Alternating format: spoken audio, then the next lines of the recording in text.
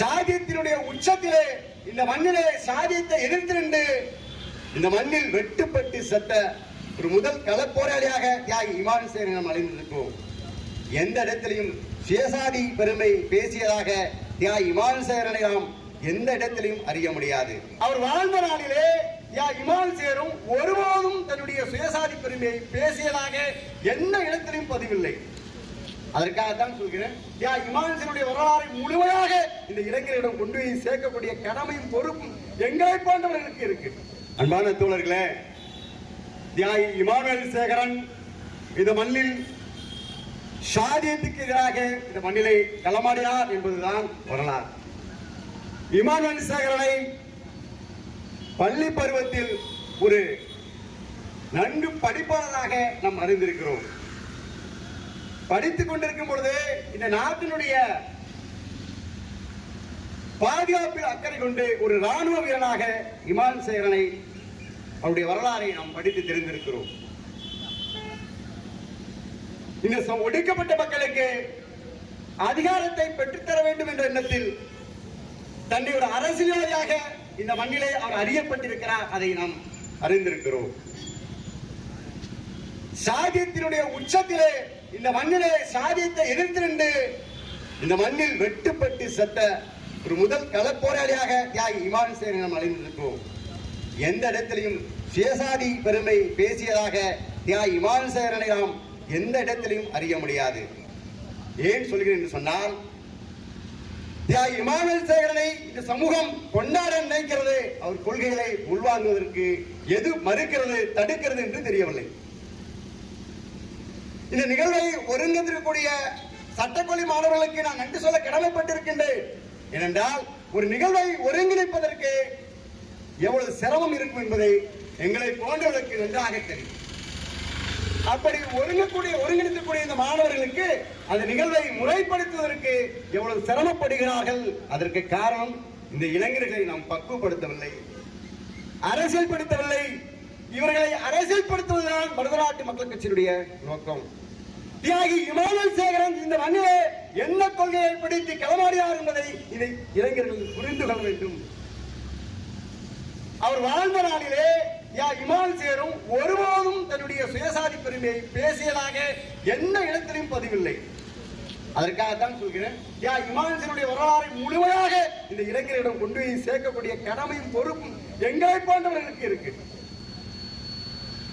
ஒரு ஒடுக்கப்பட்ட மக்களுக்காக களமாடிய இமானுசேகரன் ஒரு ஒடுக்கப்பட்ட மக்களுடைய சமூகத்தினுடைய தலைவராக அறியப்படுகிறார் என்று சொன்னால், நம்ம அவரை பொது வழிக்கு கொண்டு போய் சேர்ப்பது நம்முடைய கடமை. இந்த நிகழ்வுல இமானுசேகருடைய அர்ப்பணிப்பை மாற்று சமுதாயத்தை சார்ந்தவர்களும் பேசும்படியாக செய்திருக்க வேண்டும். ஒருங்கிணைப்பு ஏற்படலாம் சிறப்பு.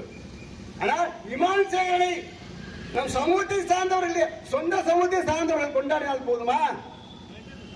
அவருடைய அர்ப்பணிப்பையும் அவருடைய தியாகத்தையும் மாற்று சமுதாயம் ஏற்றுக்கொள்வதற்கு அவருடைய தியாகத்தை கொண்டு போய் சேர்க்கக்கூடிய பொறுப்பும் கடமையும் நமக்கு இருக்கிறது. இதைத்தான் தொடர்ந்து மருதநாட்டு மக்கள் கட்சி சார்ந்தவர்கள் நாங்கள் வலியுறுத்துகிறோம். எங்களை எதிராக கூட பாக்குறாங்க. நான் இந்த இளைஞர்களை பக்குவப்படுத்துவதற்கு, அரசியல்படுத்துவதற்கு என்ன முயற்சியோ அதை நாங்கள் செய்து கொண்டே இருக்கிறோம். இந்த சமூகத்துடைய வரலாறை இங்க எடுத்துக்கொண்டு இந்த இளைஞருக்கு சேர்க்கிறதுக்கு அண்ணன் செந்தில் பாலர் போன்றவர்கள் இருக்கிறார்கள். அவர்கள் நமக்கு கிடைத்த வரோம், அதெல்லாம் மறுப்பதற்கு இல்லை, எதையுமே மறுக்கல. ஆனால் வடிவேலு இந்த சமூகத்துடைய வரலாறை மிகப்பெரிய நூலாக தான் இந்த மக்களுக்கு கொடுத்திருக்காங்க, எதையுமே நாங்கள் மறுக்கல. ஆனால் இந்த இளைஞர்கள் இன்றைக்கு என்ன நிலைமை இருக்கிறார்கள்? ஆர்ப்பரிக்கக்கூடிய இந்த இளைஞர்கள், உணர்ச்சி வசப்படக்கூடிய இந்த இளைஞர்கள் ஒரு அரசியல் படுத்துவதற்கு நம்மை போன்ற இயக்கத்தை சார்ந்தவர்கள் சிந்திக்க வேண்டும் என்று சொல்கிறேன். வேற ஒண்ணும் இல்லை, வருத்தத்தோடு தான் பதிவு பண்றேன். தியாகி இமானுசேகருடைய கொள்கையை இந்த சமூகம் இளைஞர்கள் ஏன் உள்வாங்கவில்லை என்று நான் சொல்கிறேன் சொன்னால், தியாகி இமானுசேகர் என்ன கொள்கையோடு இந்த மண்ணிலை களமாடினார் என்று இளைஞர்கள் புரிந்து கொண்டால், அவருடைய படத்திலே நெத்தியிலே நிலமிட்டு பட்டையடித்து இமானுசேகருடைய கொள்கைக்கு எதிராக இளைஞர் களத்தில் நிற்கிறார்கள். இது எங்கிருந்து இவர்கள் கற்றுக்கொண்டார்கள்? நான் இந்த மண்ணிலே மேலானவன், இந்த மண்ணிலே நான் உயர்ந்த குடியை சார்ந்தவன், இந்த மக்களுக்கு வரலாறு இருக்கிறது, எதையும் நாம் இருக்கிறோம். நான் மேலாளன் என்று உன் மண்டையில் உன் புத்தியில் சனாதன புத்தியை திணித்ததனால்தான் இன்றைக்கு இமான் சேகரன் நெத்தியை பட்டையடித்து அவருடைய தியாகத்தை இங்க வீடெடுத்துக் கொண்டிருக்கிறோம். இதை நான் பதிவு செஞ்சாகணும். நான் சும்மா போற போக்குல கால கொடியை கட்டிக்கிட்டு நான் ஒரு இயக்கம் வச்சிருக்கேன்னு சுத்திட்டு இருக்கிறேன் விரும்பல. குறைஞ்சபட்சம் ஒரு 100 இளைஞர்களை இங்க நாம் பக்குவப்படுத்தி ஆக வேண்டும். தவறா நினைக்க வேணாம். இந்த ஒருங்கிணைப்பு செய்த இளைஞர்கள் இந்த சட்டக்கல்லூரி மாணவர்கள் வந்து ஒரு மணி நேரம் இமான் சேரை பத்தி பேச சொல்லுங்க, அவருடைய வரலாறு பேச சொல்லுங்க. அதுதானே நம்ம போன்றவருடைய அர்ப்பணிப்பு. இங்க என்னத்தை வளர்த்துட்டு போறோம், அடுத்த தலைமுறைக்கு என்ன சொல்லித்தர போறோம்? ஒரு சமூகமாக இருக்கக்கூடிய இந்த சமூகத்தை எப்போது அரசியல்படுத்த போகிறோம்? எங்கு பார்த்தாலும் சமுதாய கொடி இருக்கு, நான் மறுக்கல. இமான் சேரன் படம் இருக்கு, சுந்தரலிங்கம் படம் இருக்கு, மதுரையில இருந்து திண்டுக்கல் வரைக்கும் போனா இருக்கு. இந்த சமூகத்தினுடைய அடையாளம் இருக்கு, நான் மறுக்கல. அந்த சமூகத்தை ஒரு இயக்கத்துடைய சார்ந்த ஒரு கட்சியை சார்ந்த இயக்கமாக அரசியலாக எப்போது மாற்ற போகிறோம்? அதை ஏற்றுக்கொள்வதற்கு என்ன உங்களுக்கு பிரச்சனை?